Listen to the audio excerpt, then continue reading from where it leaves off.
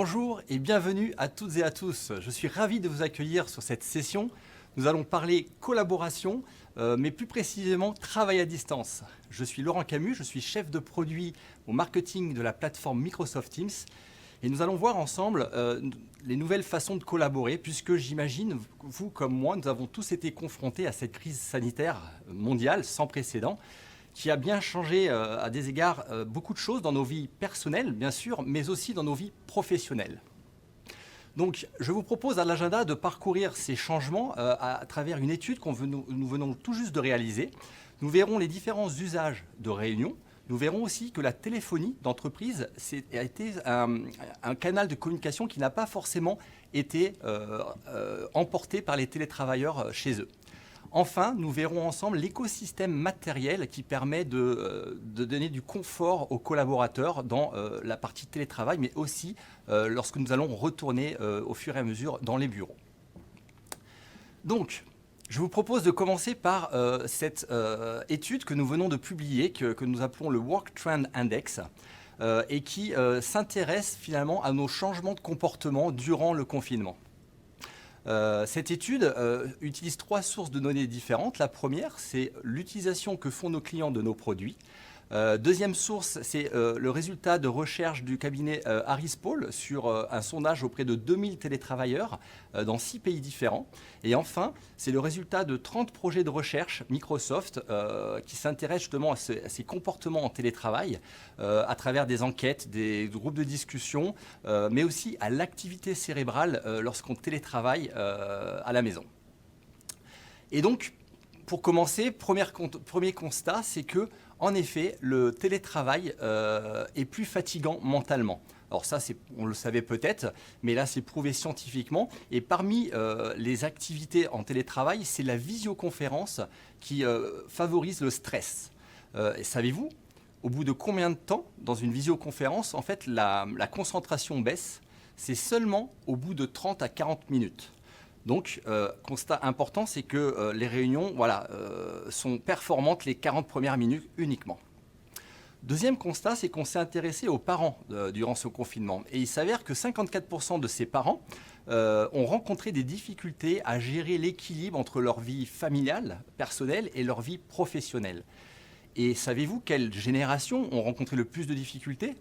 On pourrait imaginer les nouvelles générations hyper connectés, passer cette étape assez facilement? Eh bien justement non. C'est ces générations qu'on appelle les générations Y et Z qui ont rencontré le plus de difficultés à gérer cet équilibre vie familiale et professionnelle. Ça peut s'expliquer peut-être parce que ces générations-là ont des enfants en bas âge, par exemple, et qui demandent plus d'attention et de temps, bien sûr. Ces gens peuvent être en colocation et ne disposent pas d'un espace de bureau adéquat et confortable pour travailler correctement. Mais dans cette étude, on voit aussi des choses positives au télétravail. Notamment, nous avons 62% des personnes sondées qui ont noté de la bienveillance et de l'empathie envers leurs collègues. Donc ça, c'est une chose importante, intéressante. Et ce qui est intéressant, c'est que cette tendance va perdurer à l'avenir. De la même manière, une grande majorité d'entre eux, en fait, ont noté en fait une inclusion, ont été valorisés. Alors ça peut s'expliquer, par exemple, certaines personnes, étant timides, ont du mal à s'exprimer dans une réunion présentielle devant 8 ou 10 personnes. Ce que permet le télétravail et les outils modernes de visioconférence, c'est justement la messagerie instantanée, qui permet justement à ces personnes timides qui ont du mal à prendre la parole de pouvoir s'exprimer à travers une messagerie instantanée et donc ils se sentent un peu plus inclus dans les réunions. Ensuite, on s'est intéressé à la plage horaire auquel on travaille en télétravail. Et vous voyez sur le schéma ici en bleu, finalement, nos changements de comportement n'ont pas lieu dans les plages horaires traditionnelles de travail qu'on pourrait imaginer de 9h à 17h, mais on note une très grande augmentation de l'usage de la messagerie instantanée le matin avant 9h et le soir après 18h. D'ailleurs, l'étude montre qu'on note une 200% d'augmentation de l'usage de la messagerie instantanée durant le week-end. Donc ça, c'est un élément important à prendre en considération dans nos changements d'habitude de travail quand on est en télétravail. En synthèse, donc, en conclusion, des choses positives, de la bienveillance, de l'empathie, plus d'inclusion de tout le monde dans les réunions. Des choses un peu moins positives, de la fatigue, attention aux horaires également, et attention aussi aux conversations manquées. Vous savez, ces conversations que l'on a à la machine à café ou dans les couloirs, qui sont des conversations informelles, mais qui sont tout aussi importantes dans la collaboration en général. 3 choses à emporter avec vous, à conserver et à appliquer dès demain, que nous apprend cette étude. C'est notamment le fait de comme pour la conduite en voiture sur les longs trajets, une pause s'impose toutes les 2 heures. C'est intéressant, mais c'est important de pouvoir s'aérer toutes les 2 heures. Des réunions limitées à 30 ou 40 minutes maximum pour avoir toute l'attention de tout le monde et voilà le plus important. Et enfin, si vos réunions doivent bien sûr durer plus longtemps, et prévoir dès l'agenda des pauses régulières dans vos réunions. Maintenant, si vous souhaitez avoir tous les détails de cette étude, je vous invite à vous rendre sur le lien qui est affiché en bas de l'écran. C'est aka.ms/TWI pour WTI pour Work Trend Index. Avant de passer à la phase suivante de ma session, je vous propose, pour ceux qui ne connaissent peut-être pas la plateforme Teams, de revoir ensemble rapidement la proposition de valeur de cette plateforme. Microsoft Teams, c'est ce qu'on appelle notre hub de collaboration. Elle offre tout un tas de possibilités de collaboration. Le premier, c'est la messagerie instantanée, bien sûr, de groupe, qui va permettre d'offrir un espace de conversation à travers différentes équipes. Elle permet bien sûr de faire vos réunions en visioconférence, d'intégrer la téléphonie, dont on va discuter un petit peu plus tard dans cette session, de pouvoir faire du partage de documents de façon sécurisée, que ce soit en interne mais aussi à l'extérieur de votre entreprise. Et enfin, elle permet d'être complètement ouverte sur l'extérieur. Nous sommes bien conscients que vous utilisez des applications métiers de ressources humaines, de gestion de projet, de gestion de stock. Et Teams offre un magasin d'applications, plus de 450 applications, qui vous permet en quelques clics d'intégrer ces applications dans l'environnement Teams pour favoriser l'expérience en fait, de vos utilisateurs et d'intégrer l'ensemble des outils de communication et de travail de tout le monde. Voyons maintenant ensemble les différents usages de réunions.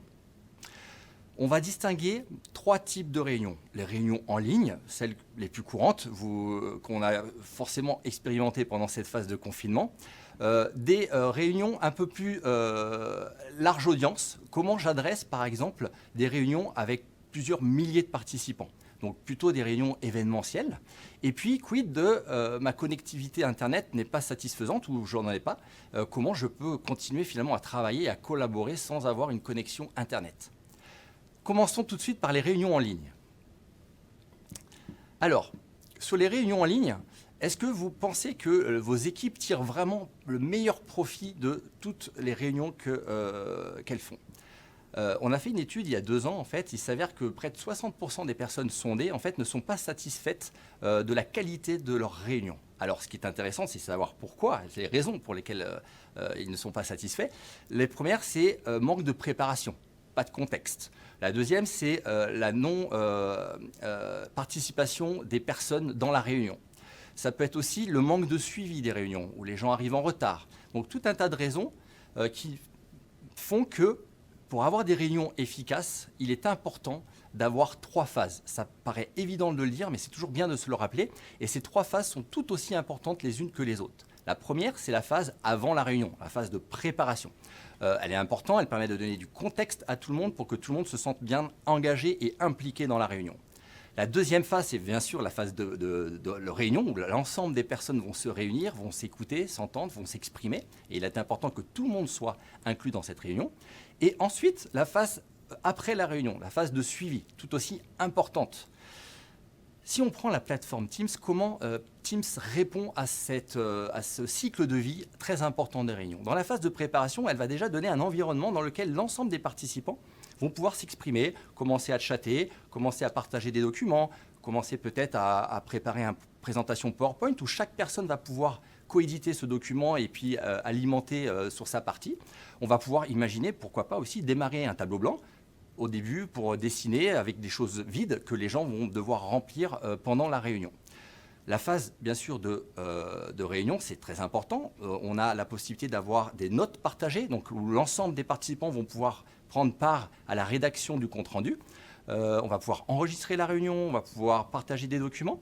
Et enfin, la phase après la réunion, tout aussi importante, on va pouvoir consulter l'enregistrement des réunions, on va pouvoir reprendre les notes qui ont été prises pendant la réunion, on va pouvoir continuer à échanger dans cet espace de chat et pouvoir continuer à répondre aux questions qui n'ont pas pu, par exemple, être répondues en séance. Donc voilà ce qu'offre la plateforme Teams dans ce cycle de vie qui est très très très important. Ensuite, il est important d'avoir une expérience unifiée. Je prends un exemple. On reprend les 3 phases que nous venons de voir. Je peux très bien décider dans les transports en commun le matin de préparer ma réunion depuis mon smartphone ou dans le taxi qui m'emmène à mon bureau. Je vais commencer à répondre à quelques éléments, compléter quelques documents PowerPoint, etc. J'arrive sur mon lieu de travail, je vais me rendre dans la salle de réunion et je vais pouvoir démarrer la réunion dans la salle avec les gens en présence dans la salle, mais également avec des personnes qui seraient connectées à distance. Et on va faire notre réunion. Mais ensuite, je vais retourner à mon bureau et je vais pouvoir continuer ma réunion et répondre aux questions qui n'ont pas été répondues en séance, continuer à alimenter, par exemple, le tableau blanc, et je vais pouvoir le faire depuis mon ordinateur, Windows, Mac, Linux. Voilà. Et donc, il est important d'avoir cette unification d'expérience et l'information qui va être présente où que je sois à partir de n'importe quel équipement que j'utilise. Ensuite, l'intelligence artificielle. Alors, on parle beaucoup d'intelligence artificielle, mais elle s'immisce un petit peu partout, elle n'est pas forcément visible. Je vais vous donner quelques exemples. Vous voyez ici à l'écran une réunion, et sous les vidéos, vous voyez que la transcription, le sous-titrage apparaît en temps réel. C'est une fonctionnalité native de la plateforme Microsoft Teams. 2 raisons, 2 intérêts à ce genre de fonctionnalité. Le premier, c'est ici, c'est de l'anglais, je ne parle pas très bien anglais, j'ai des problèmes de compréhension, et bien je vais avoir le sous-titrage qui va m'aider à mieux comprendre et donc à mieux m'exprimer et être plus impactant dans ma réunion. Le deuxième intérêt, j'ai une déficience auditive et donc j'ai du mal à entendre et donc je vais avoir le support visuel. Donc là, vous le voyez en anglais, sachez juste qu'on a une dizaine de langues, dont le français, qui vont arriver très très bientôt. L'intelligence artificielle, c'est aussi la capacité d'avoir des enregistrements de réunions intelligentes où moi, qui n'ai pas pu assister à la réunion de la veille de mon équipe, je vais pouvoir rejouer la réunion, mais surtout faire des recherches par mots-clés. Je n'ai peut-être pas envie de rejouer 1 heure de réunion si j'ai juste 10 minutes dans la réunion qui vont m'intéresser. Et donc, je vais avoir la capacité de faire une simple recherche par mots-clés qui va m'indiquer précisément dans la réunion à quel moment ces mots ont été prononcés dans la réunion. Enfin, l'intelligence artificielle, c'est aussi la capacité, on le voit sur l'image, de flouter l'arrière-plan ou complètement de mettre un autre arrière-plan pour ne pas montrer l'intérieur chez moi. Alors c'est une fonctionnalité qui existait bien avant le confinement, qui paraissait peut-être gadget à l'époque, mais qui pendant le confinement facilite finalement, engage les personnes à démarrer leur webcam, sachant qu'on ne verra pas l'intérieur de chez eux en fait, qu'ils ne souhaitent pas forcément partager. Et donc, on arrive aussi à des réunions de brainstorming. On a des réunions de suivi de projet, des réunions plutôt formation. On a aussi des types de réunions où on a besoin de la créativité collective de tout le monde pour répondre à des problématiques bien précises. Alors, je ne sais pas vous, mais moi, dès que je dois réfléchir comme ça, j'ai un réflexe qui est de prendre une feuille, un stylo et de commencer à faire des dessins, des schémas, etc. Très bien, très efficace pour moi-même, mais lorsque je suis en télétravail, pour le partager à l'ensemble des personnes, ça devient problématique. D'où l'intérêt d'utiliser des tableaux blancs numériques. Ces tableaux blancs qui sont de taille illimitée, qui vont pouvoir être initiés avant même la réunion et être continués après la réunion.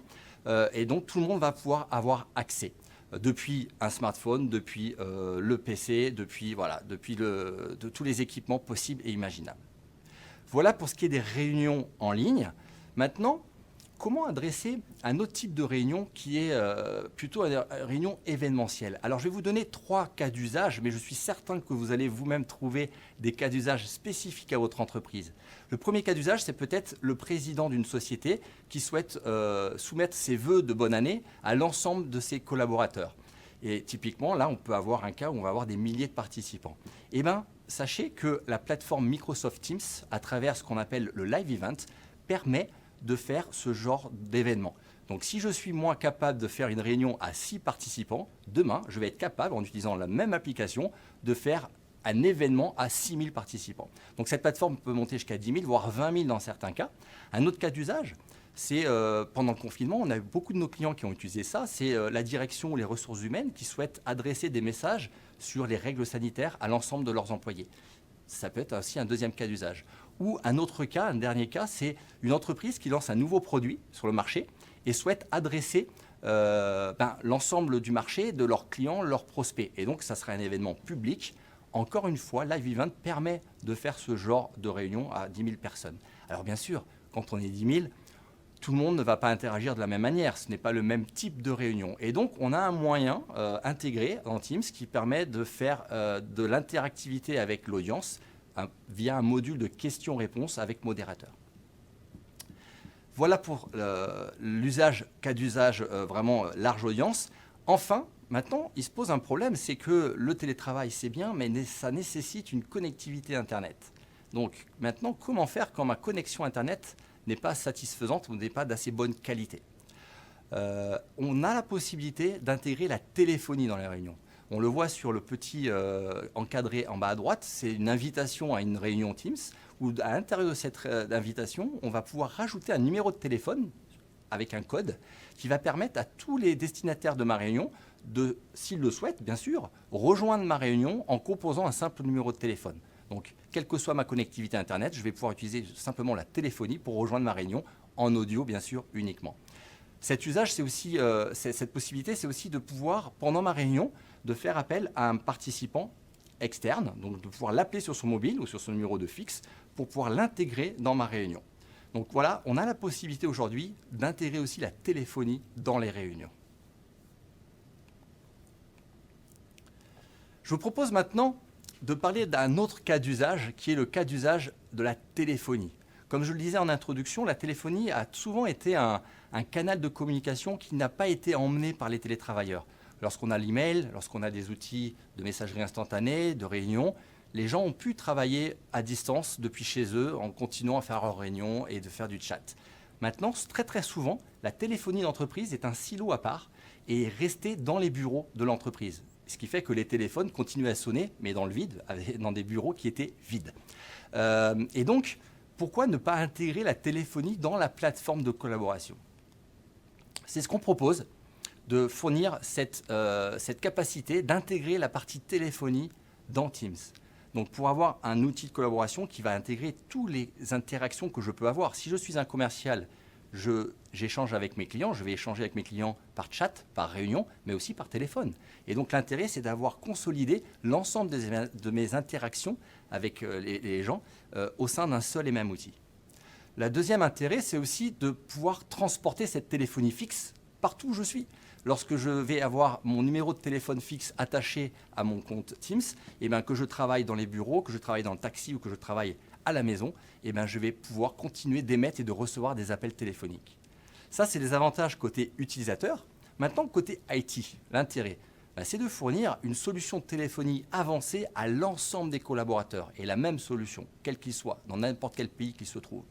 Et des solutions, des fonctionnalités de téléphonie, on entend bien sûr les fonctionnalités traditionnelles que vous utilisez comme moi, transfert, conférence, messagerie vocale, bien évidemment, mais c'est aussi de faire un accueil professionnel, un accueil téléphonique de votre entreprise, faire un accueil différencié en fonction des jours et des heures de la semaine, faire des serveurs vocaux interactifs. Bonjour, bienvenue, tapez 1 pour joindre le service commercial, tapez 2 pour rejoindre le service support, par exemple. Et c'est aussi la gestion des files d'attente. Pourquoi pas avoir un petit service client qui vont vous permettre d'accueillir un grand nombre d'appels téléphoniques.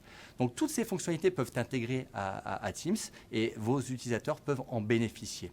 Et l'autre intérêt, bien sûr, côté IT, c'est de rationaliser cette téléphonie et de piloter tout depuis un seul portail, celui d'Office 365. Alors, pour terminer sur cette partie téléphonie, et sans rentrer trop dans le détail, juste pour vous expliquer la souplesse et la flexibilité de l'offre téléphonie Microsoft. Bien sûr, il faut avoir les fonctionnalités téléphoniques, mais il faut également avoir un opérateur téléphonique. Vous avez deux options qui s'offrent à vous. La première, c'est d'utiliser l'offre Microsoft, qu'on appelle Calling Plan. Oui, Microsoft est déclaré à l'ARCEP comme opérateur et Microsoft est capable de vous fournir des numéros de téléphone et des minutes de communication téléphonique. C'est un choix que vous pouvez faire, simple, où vous allez piloter l'ensemble depuis le portail Office 365. Maintenant, vous avez peut-être déjà un opérateur actuel, vous êtes satisfait, ou bien vous avez déjà une infrastructure téléphonique avec des fonctionnalités avancées que vous souhaitez pérenniser et conserver. Vous avez une deuxième option qu'on appelle Direct Routing qui va vous permettre d'intégrer cet existant avec Microsoft Teams, de sorte à ce qu'avoir une hybridité finalement avec des utilisateurs qui continuent d'utiliser vos infrastructures, mais d'autres utilisateurs qui vont utiliser la téléphonie Teams, tout en conservant bien sûr votre opérateur actuel. Voilà pour ce qui est de la téléphonie. Nous verrons les équipements un peu plus tard, tout de suite d'ailleurs dans la prochaine et dernière section de cette session. Donc les équipements Teams. Il faut savoir que pour collaborer, bien sûr, il faut des matériels, il faut des équipements. On a certifié un grand nombre d'équipements. D'ailleurs, vous allez pouvoir retrouver tout en bas du slide une adresse ak.ms/teamsdevices où là, vous allez retrouver l'ensemble des équipements qui ont été certifiés pour fonctionner correctement avec Teams. Donc, où nos équipes de la corporation ont vraiment validé techniquement cette liste d'équipements. Et dans les équipements, on va considérer deux grandes catégories. Les équipements personnels qui vont permettre d'équiper le collaborateur lui-même et les équipements partagés qui vont être utilisés dans les espaces communs, les espaces collaboratifs partagés. Et d'ailleurs, dans cette dernière catégorie, on va retrouver les salles qu'on appelle les focus rooms. Alors, où on les appelle aussi les huddle rooms. C'est ces petites salles de collaboration à 3-4 personnes maximum.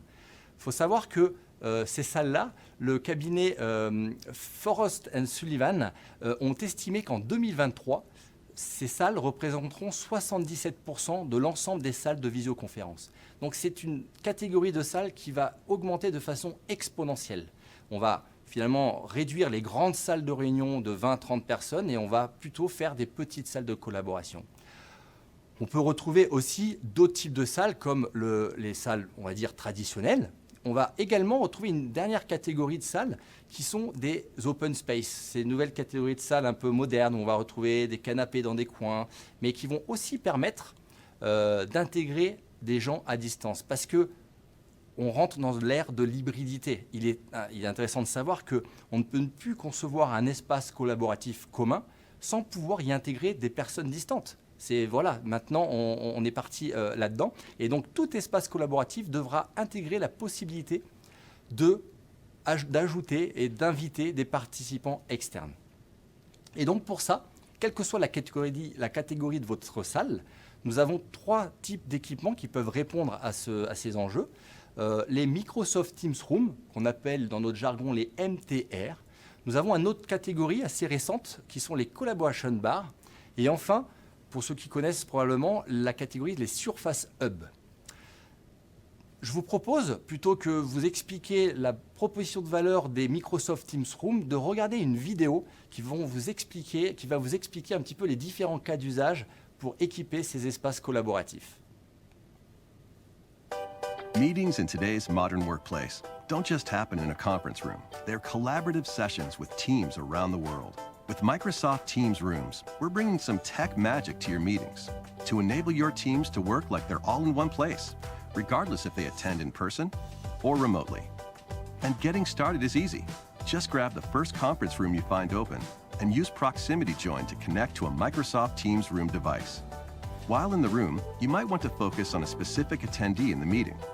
Just pin the video from the console to put the speaker on full screen. Beyond video, we want to make sure people who join remotely also feel included with brainstorming happening in the room. And while we can already do that with a digital whiteboard, many meeting rooms utilize a physical whiteboard. The new content camera is able to intelligently find, crop, and zoom in to create a full screen experience. But there's more. Those creative thoughts and ideas can now be digitized and brought into a collaborative experience for everyone involved. So not being physically in the room is no longer a limitation. Even if someone walks in front of the whiteboard, remote participants continue to see right through them. And any progress is continuously captured to keep everyone engaged.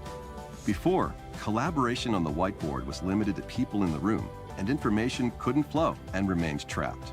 Now, even when sharing your notes and brilliant ideas on a whiteboard, meetings can be an inclusive experience for every participant, no matter where they are. Work like you're all in one place with Microsoft Teams Rooms. Voilà, vous avez pu voir quelques exemples de cas d'usage que permettent ces catégories d'équipements que sont les Microsoft Teams Rooms, qui permettent d'équiper des petites salles, des moyennes salles, voire des grandes salles. Donc, une autre catégorie d'équipements qui permettent pour le coup d'équiper les petits espaces de collaboratifs, ce qu'on appelle les huddle rooms, cette catégorie qui va vraiment se multiplier dans les mois qui viennent. Vous avez ici quelques photos qui vous montrent quelques cas d'usage. C'est ce qu'on appelle les collaboration bars. Ce sont des équipements tout en un qu'on va juste mettre au-dessus d'un écran, une télé, un écran tactile, pourquoi pas. S'il est tactile, vous allez pouvoir l'utiliser également en tant que tableau blanc. Et donc, ces équipements intègrent nativement l'application Teams. Donc, vous allez pouvoir initier une réunion ou démarrer votre réunion directement depuis ces équipements, voilà, de façon très, très, très simple. Enfin, la troisième catégorie, ce sont bien sûr les Surface Hub, ces équipements, ces écrans tactiles modernes, fins. Donc c'est la deuxième génération, hein, c'est la génération 2S. Trois grandes facultés sous ces équipements. Déjà, premièrement, la mobilité. On l'a vu, les espaces collaboratifs vont changer. On va de plus en plus avoir des espaces partagés où on va pouvoir, par exemple, déplacer un Surface Hub d'une pièce à une autre sur un socle, bien sûr, mobile à roulettes. Aussi, les Surface Hub, la particularité, c'est qu'ils intègrent l'OS Windows 10 qui va vous permettre d'y installer les applications métiers que vous utilisez dans votre métier, justement, et de pouvoir utiliser ces applications dans des usages de réunion. Et en fait, bien sûr, cet écran 4K avec une caméra 4K qui va vous permettre de faire vos visioconférences d'une qualité inégalée. Enfin, sur les équipements, on va retrouver bien sûr des équipements qui vont équiper le collaborateur avec un téléphone, avec dans les salles de réunion, des pieuvres d'audioconférence comme on appelle. Mais je voudrais aussi vous présenter une nouvelle catégorie qu'on a annoncée la semaine dernière qui s'appelle les Teams Display. Cette nouvelle catégorie d'équipements vont pouvoir équiper, alors potentiellement certains espaces partagés, petits, des sortes de cabines par exemple, mais surtout le télétravailleur. Voilà. C'est un équipement qui va intégrer Teams et donc on va pouvoir l'utiliser pour rejoindre les réunions, collaborer, chatter. Elle intègre Cortana, donc on va pouvoir piloter cet équipement simplement par la voix en demandant à Cortana de se connecter aux réunions, de rajouter des personnes dans la réunion. Mais s'il est pairé avec votre ordinateur, vous allez pouvoir aussi l'utiliser en deuxième écran. En effet, quand on travaille à distance, et qu'on fait des réunions, qu'on doit partager une application ou son ordinateur, il est souvent intéressant de disposer de deux écrans, un pour le partage d'applications, mais aussi un deuxième pour continuer à voir les gens en vidéo. Et ça, c'est très important de garder ce contexte et d'avoir l'expression corporelle des gens lorsqu'on en parle. J'en ai fini pour cette session. J'espère vous avoir appris beaucoup de choses. Sachez que vous pouvez me contacter sur LinkedIn. Je serai ravi de répondre à l'ensemble de vos questions. Je vous souhaite une bonne continuation sur ce Connection Forum et je vous dis à très bientôt.